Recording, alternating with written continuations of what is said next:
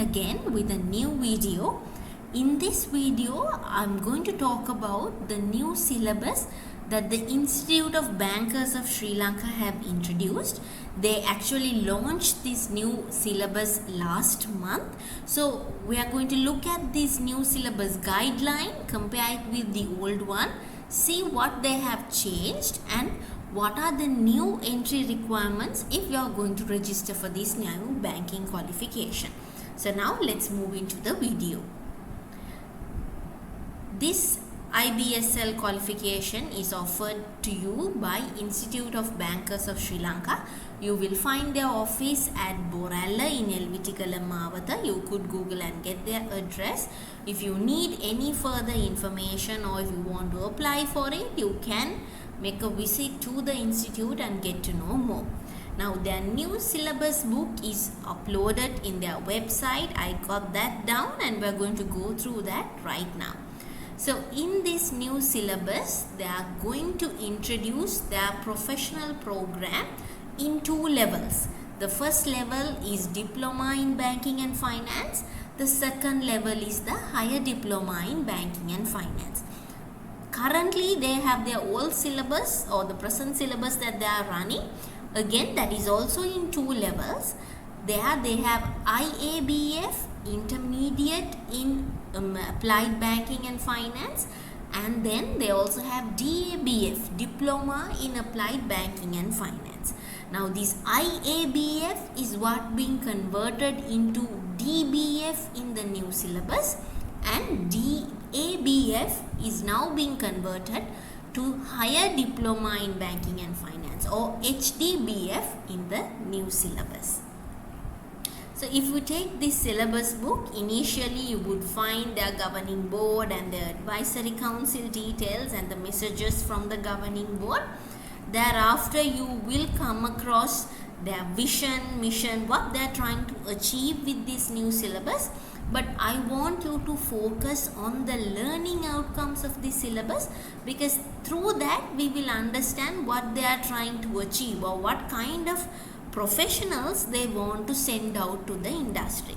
So in their syllabus book, they have highlighted that their qualification holder should be a person having these characteristics. There are 9 characteristics that they have indicated. First being professional expertise, then practical competence, effective communication and networking, teamwork and leadership, creativity and problem solving, managerial and entrepreneurial skill, information and data management skill, ethical professional behavior, finally self-management and lifelong learning. So they have structured their new syllabus in a way that their qualification holder will have these 9 characteristics.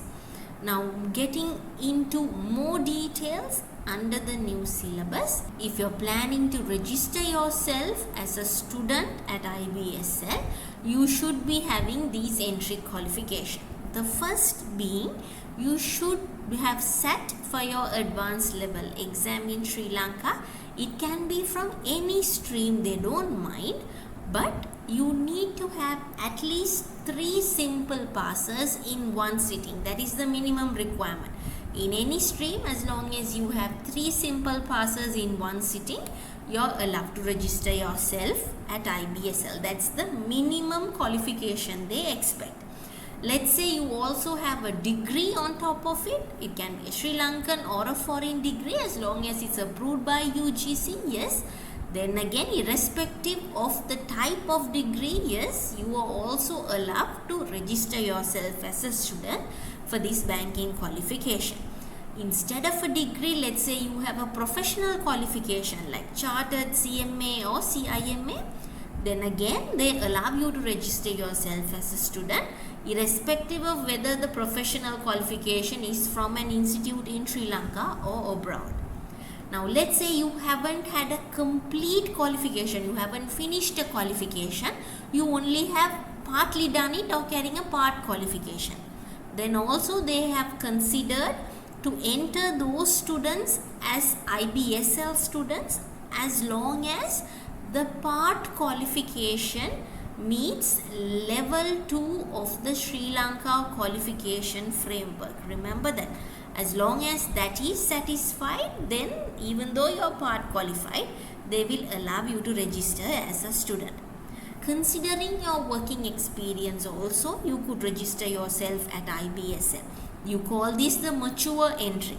For this, you to be above 18 years of age, employed in a banking and finance industry. That's the key. You should be in an industry which is related to banking and finance, and you need to have a minimum working experience of 8 years. So you need to carry a 8-year experience, and you should be working in a banking and finance industry. If you have these two, you also can join as a student. Remember, to prove these qualification or to prove your experience, you will have to submit a recommendation letter from your employer. Now, if you don't have all what we have discussed so far, and if you have some other education or professional qualification, you could still bring that qualification to the notice of the institute, where they will analyze it on a case by case basis and take a decision on your registration. Now, the new syllabus I told you is structured in 2 levels, DBF and HDBF. Previously, it was IBF and DBF, and the entire qualification took 1 year, where each level was 6 months. But now they are trying to change their qualification, make it more on par with a higher diploma level. So they have extended the duration of the qualification, where in total now it takes 2 years for you to complete this qualification, each level taking 1 year each. They will deliver the lectures from the IBSL Institute at their college, and now this lecture delivery is to be done in a hybrid environment, where they will have both physical and online participation. So if you are a student who is located in a faraway place from Colombo, who is unable to commute daily, or if you are missing any lectures, you could still join in and listen to your lecture through the online platform, which I think is a very great opportunity. In terms of the language in which these lectures and examinations are conducted, you will be very comfortable to know that in both levels, DBF and HDBF, both examinations as well as lectures are done in all 3 languages, Sinhala, Tamil and English. So it's comfortable for students to choose a language of their preference and sit for the exam.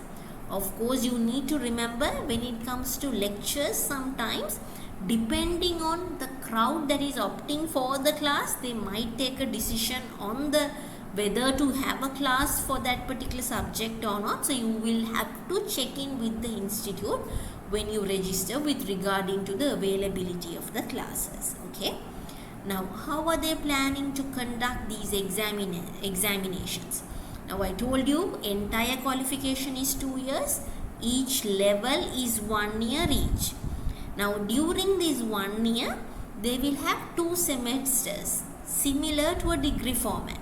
Every 6 months, you will have 1 semester, and you will complete that, move on to the next semester. When you complete 2 semesters, you are done with the entire level and you move on to the next level.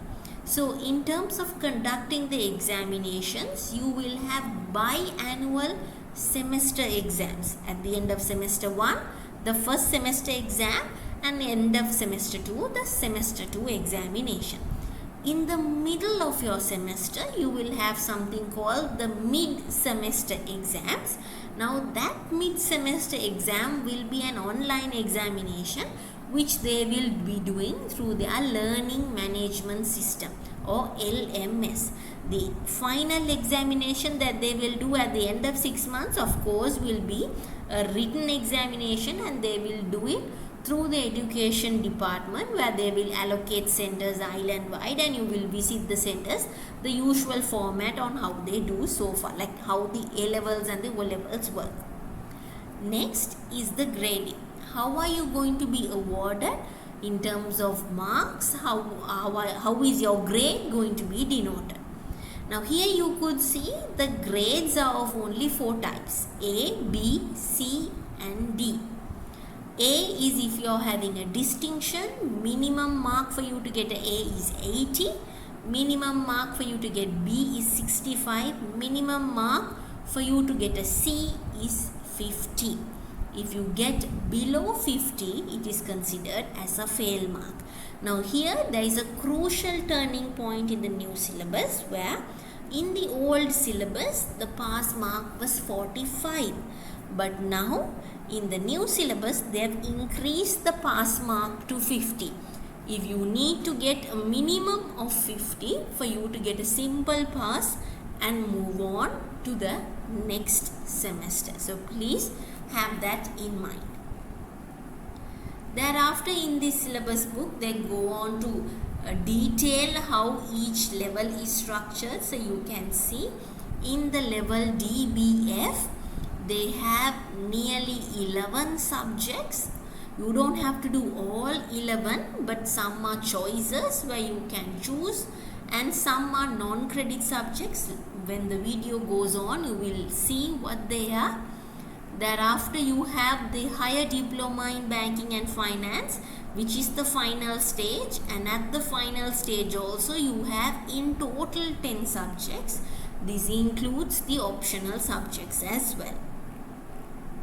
Now they have also mentioned the transitional arrangements that they have. So if you are a student who is currently following IBSL, and let's say you are still in level 1, or you have not been able to pass the final level and you're stuck, and in between they introduce the new semester, then how can you transfer your credit? How, if you're, let's say you have passed survey of financial system, then you don't have to opt for the survey of financial system in the new DBF level. That means it's the equal level. So if you have passed the exam, the similar subject will not have to be taken in the new syllabus. So you can go through these transitional arrangements in detail depending on your case, and let's say you have any complication, you could always talk to the institute. They will be there to help you out.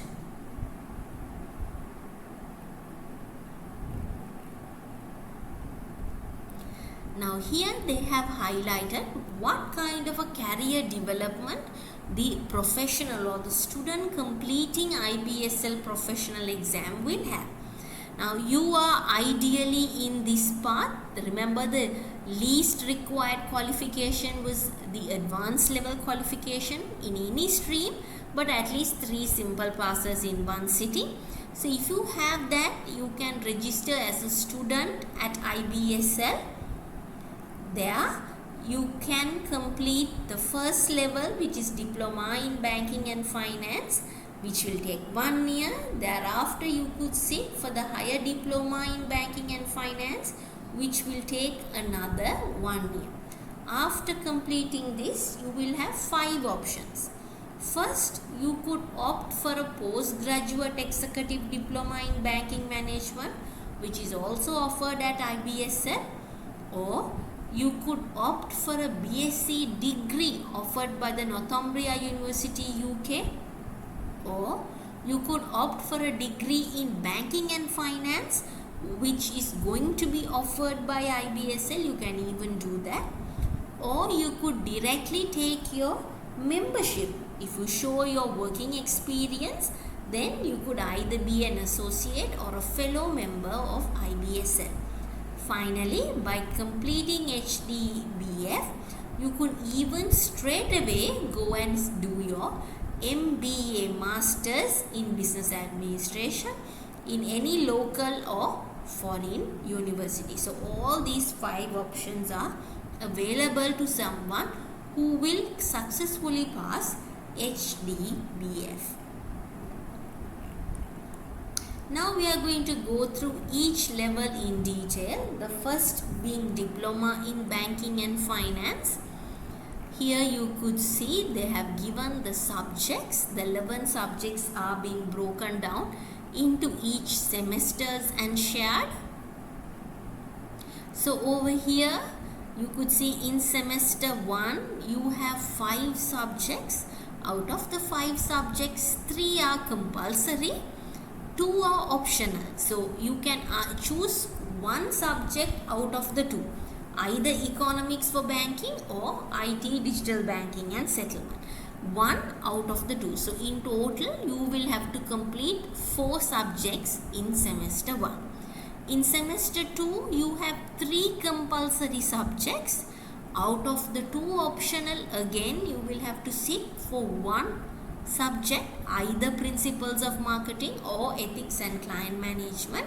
And finally you also have to take business communication, which is a compulsory subject, but it is a non-credit module.